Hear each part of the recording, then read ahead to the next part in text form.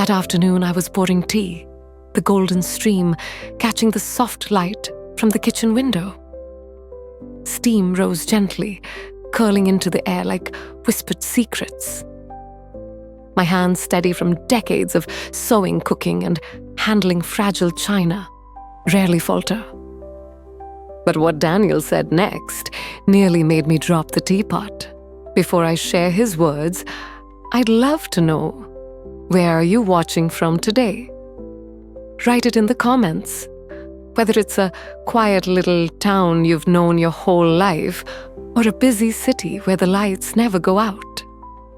I really enjoy imagining all the places these stories might reach.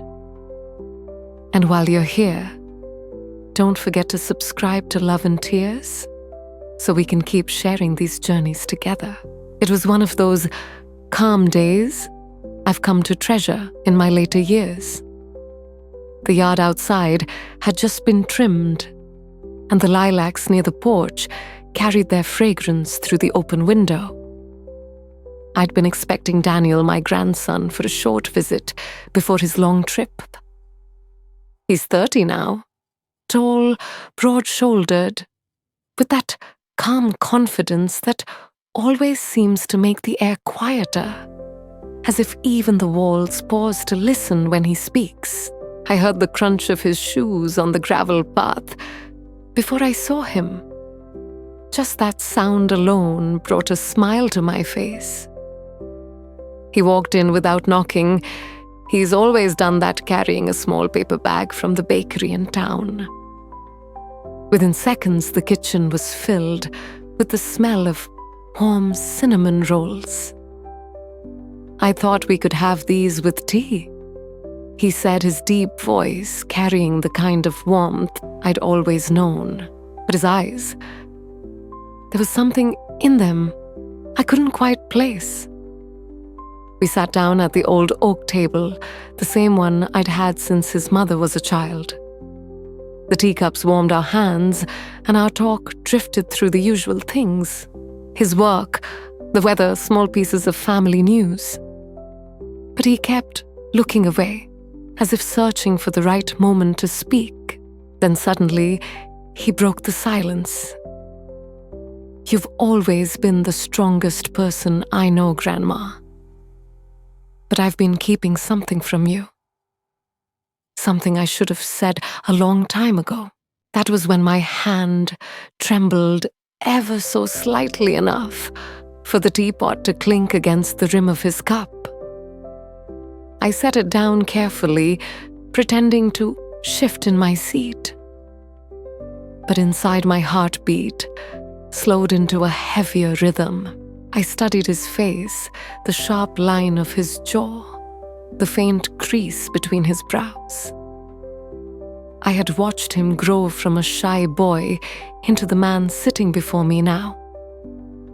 Yet in that moment, I wasn't sure which version of him I was looking at. "What is it, Daniel?"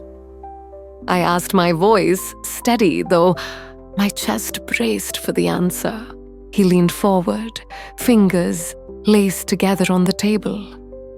His voice was low, deliberate. I've realized that the moments I feel most like myself are when I'm here with you. Not just visiting, not just passing through, but really here. His words fell between us like autumn leaves, soft yet impossible to ignore. The clock ticked on the wall. A lawnmower hummed faintly in the distance.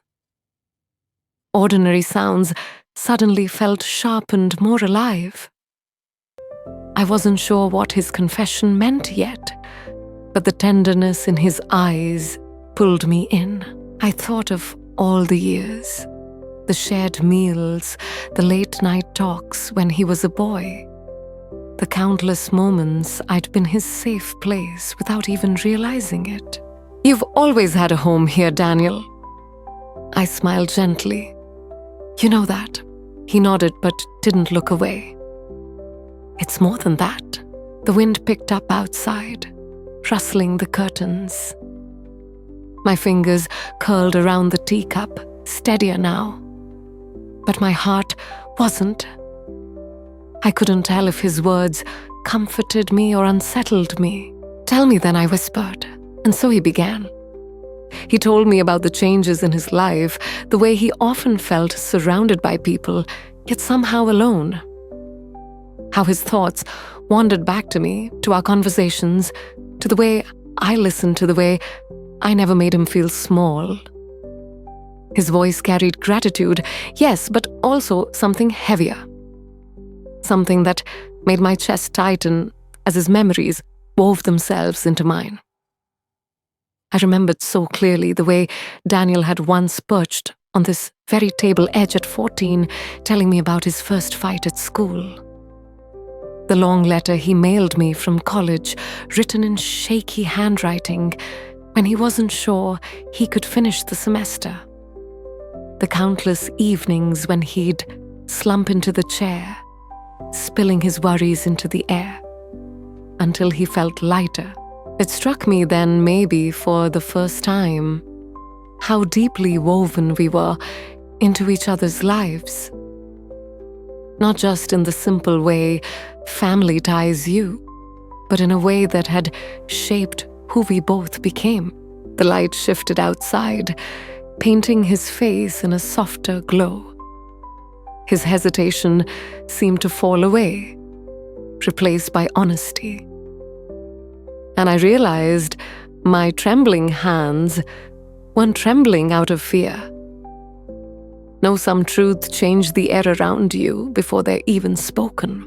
I leaned in, my voice barely above a whisper. "Go on, Daniel," and he did.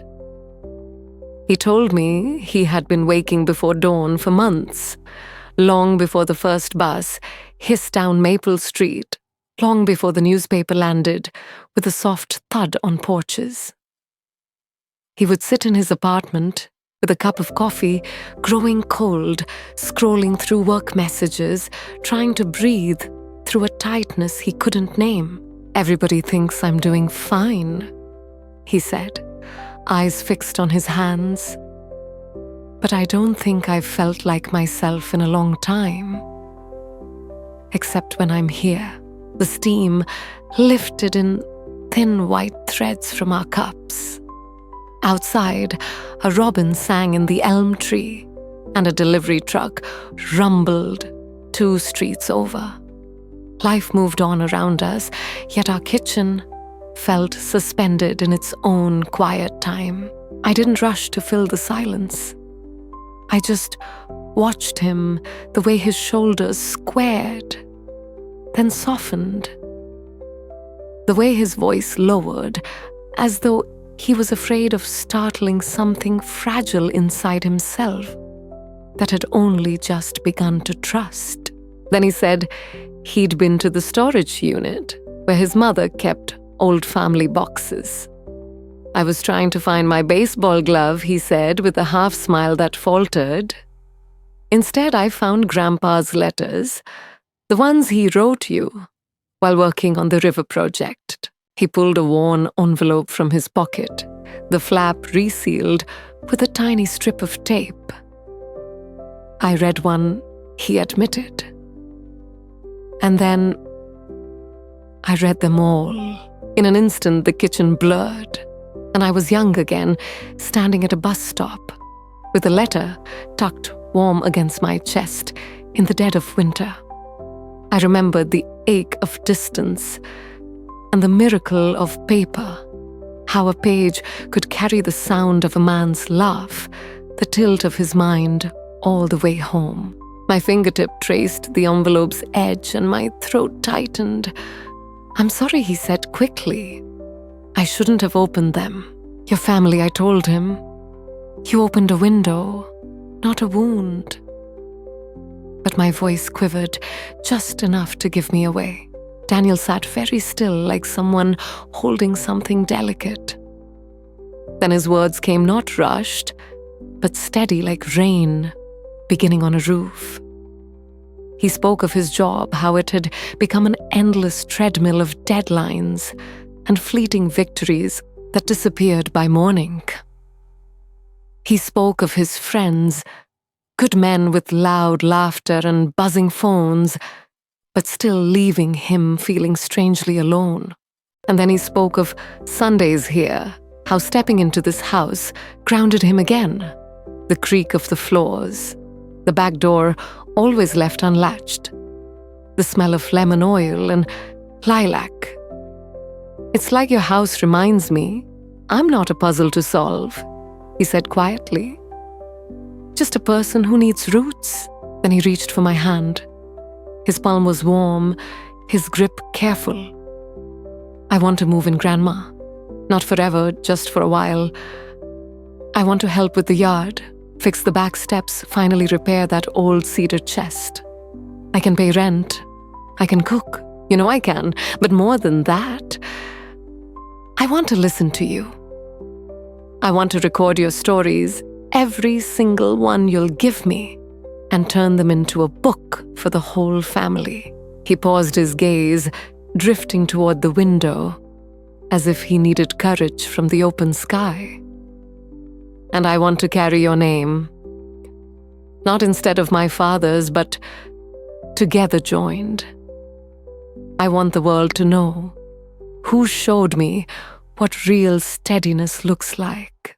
The teacup trembled against the saucer as I set it down. My hands fluttered in a way that even surprised me. But it wasn't fear.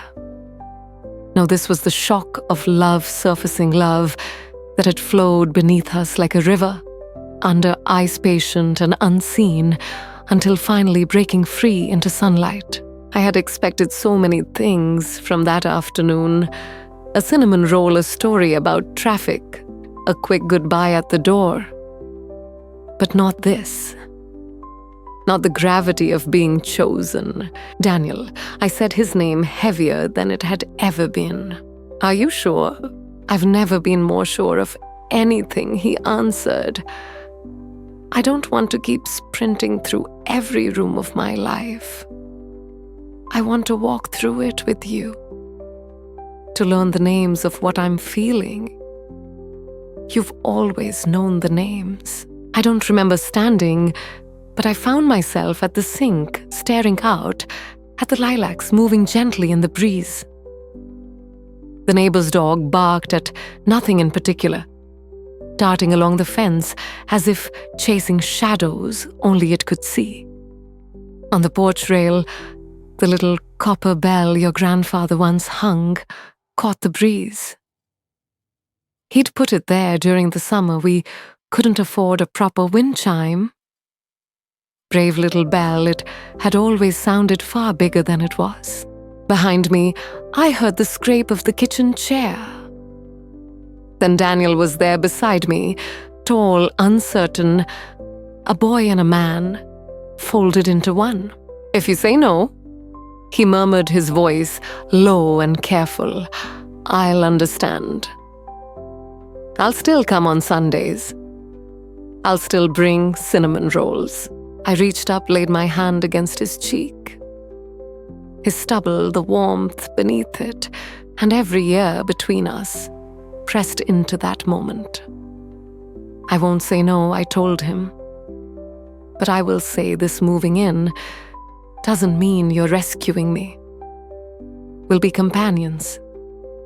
We'll help each other." He smiled, then a real smile, the kind that reaches the eyes and stays there.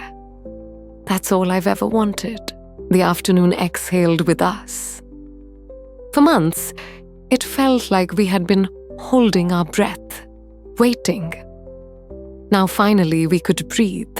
Daniel fetched the old photo albums from the den, while I found a fresh yellow pad and the good pen, the one that writes like a river flowing across the page. We made tea again, then coffee, then tea once more, as the light shifted from warm gold into that dim, haunted brown of early evening. He set up a small recorder. He'd brought the kind that looked too small to hold anything as vast as memory. "Where should we begin?" he asked.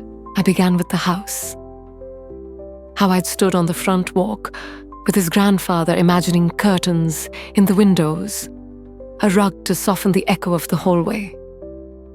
I told him about the night the pipes burst, and how we laughed while drying the floors, always choosing laughter because it wrapped warmer around the body than anger ever could.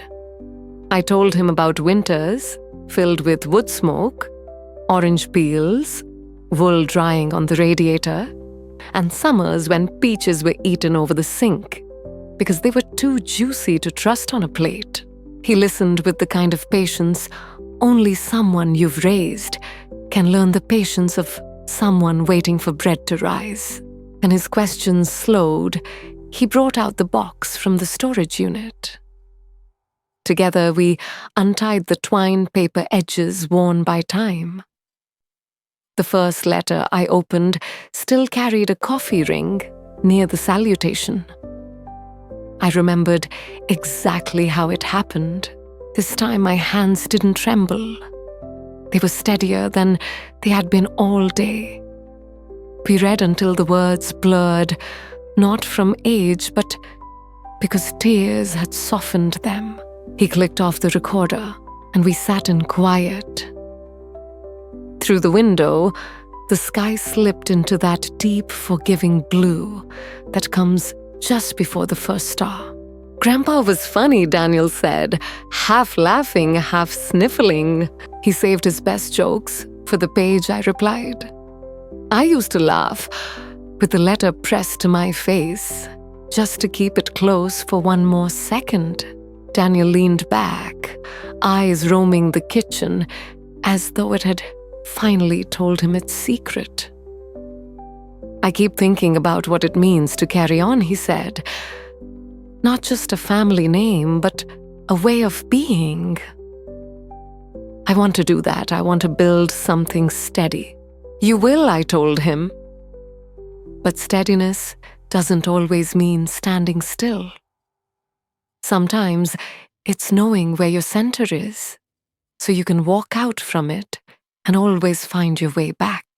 He nodded, then spoke the last thing I expected, the words that carved that afternoon into stone inside my memory. "I got an offer," he said slowly. "A big one. The kind people brag about. Different city, more money than I've ever seen." I was ready to say yes, because, well, that's what you're supposed to do when the world dangles something shiny. But then I realized saying yes to that would mean saying no to something truer. I want to stay. I want a smaller life that actually fits me. I want to fix what can be fixed, forgive what can't, and keep listening to the stories of the person who taught me the difference. I laughed, then a sound too large for a kitchen. "You're not choosing small," I said. "You're choosing close." And that makes all the difference. We made a list together. It was his idea, but I wrote it down. The pen scratched softly in the quiet. On one side of the yellow notepad were the practical things: move-in date, clear the back bedroom, call the handyman about the steps, replace the felt pads on the chair legs. On the other side were the kind of tasks that never make it onto ordinary lists. Record one memory each morning for 10 days. Bake the almond cake her grandfather loved, and eat it together on the porch, beside the copper bell. Sort seed packets for the fall garden, and choose what matters most to plant when the weather turns. When Alexander left that night, the crickets were already singing. He paused on the porch, looking up at the roofline, as if fixing it in memory. "I'll bring my things next weekend," he said, with a quiet smile, "and I'll make breakfast. Not that powdered pancake mix, the real kind, in the blue bowl." "You always did like the blue bowl," Rachel replied. "It makes everything taste like childhood," he said. Then came the kind of hug that wasn't rushed. the kind that lets two heartbeats slowly find the same rhythm. Before walking away, he touched the copper bell with one finger, and it chimed a small sound, but a big promise. From the window, Rachel watched him disappear. Down the walk, past the lilacs, past the cold corner, where the snowman always lingered longest, until he turned at the gate and lifted two fingers in a salute, just like his grandfather once did. Then he was gone, carried off by the soft dark and the last bus of the night. She washed the teacups by hand instead of using the dishwasher. Some things deserved the slow method. The chair where he had sat still felt occupied. The recorder on the table seemed almost alive, holding their voices. She touched it the way you brush a loved one's shoulder in passing, gentle and grateful. In bed she couldn't sleep, but it wasn't restlessness, it was peace. She thought of all the ways life surprises you, sometimes with thunder, sometimes with the softest confession. At 77, she hadn't expected a beginning. Yet here it was, two families, two histories braided together, not by pretending to be young again, but by daring to be themselves.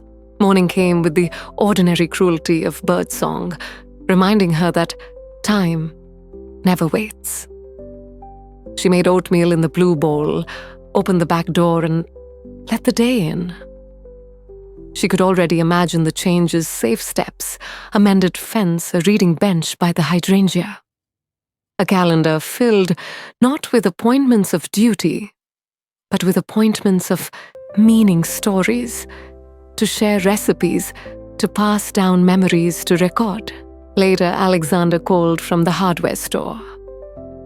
Brass or brushed nickel for the cedar chest hinge, brass Rachel answered.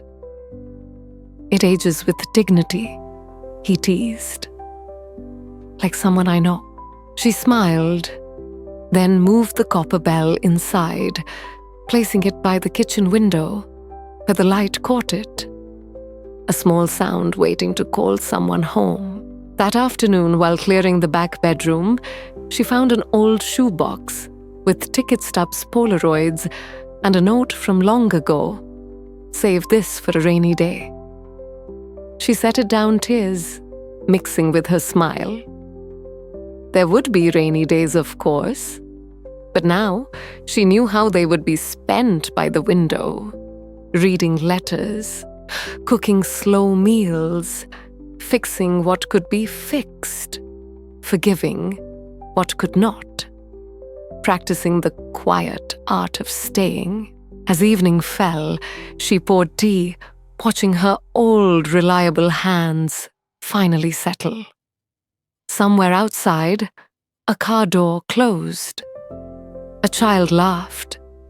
And somewhere, a young man chose brass over brushed nickel.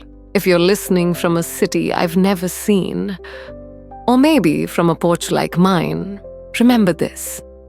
Sometimes the words that make your hands tremble are not the ones that end a story, but the ones that begin it. Yesterday, her grandson asked to come home and carry her name forward. Today, she was making room. There was a bell on the windowsill, a blue bowl drying on the rack, and a list that finally felt alive again. And there was Rachel, an old woman who had just discovered once more that love isn't always a loud rescue.